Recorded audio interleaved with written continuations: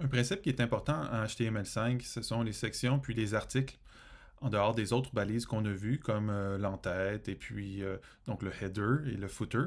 Alors les sections et les articles vont venir diviser mon document en sections qui peuvent contenir plusieurs articles. Par exemple, dans mon document qui est ici, j'ai en dehors de mon header et de mon footer qui est en bas, je pourrais avoir une section, une grande section qui contient les livres ainsi que la biographie.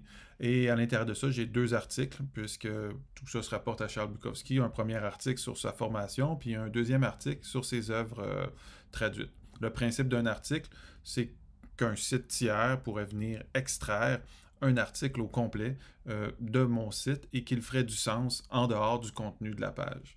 On va aller voir un petit peu comment ça s'articule dans le concret. Donc, dans mon code qui est ici, j'ai ma nav, j'ai mon header, donc ça, j'y touche pas pour le moment. Je vais aller dans mon main, donc mon contenu courant. Et puis, ce que je vais faire, c'est que je vais venir insérer ici une section. Donc, je vais commencer une section.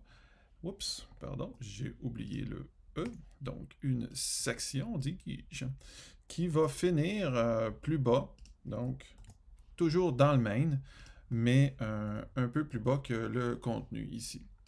Et donc, dans cette section qui est ici, ce que je vais faire, c'est que je vais commencer par mettre un article qui serait ici. Alors, mon article ici, cet article-là, article, cet article, ce serait la première portion de mon texte, donc qui s'adresserait à la biographie, par exemple. Donc, j'aurais un premier article qui serait le haut de ma page ici. Puis, ensuite, j'aurais un deuxième article ici.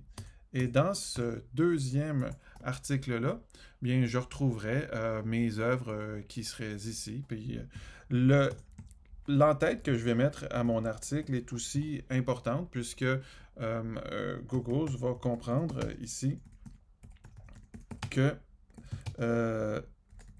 cette entête-ci chapeaute en quelque sorte l'article qui s'en vient par la suite. Donc voici une grande section qui contient plusieurs articles, un article et deux articles. Il pourrait y avoir plusieurs sections dans mon document qui contiennent plusieurs articles. Il pourrait y avoir plusieurs articles aussi à l'intérieur d'un même document sans qu'il y ait nécessairement de sections.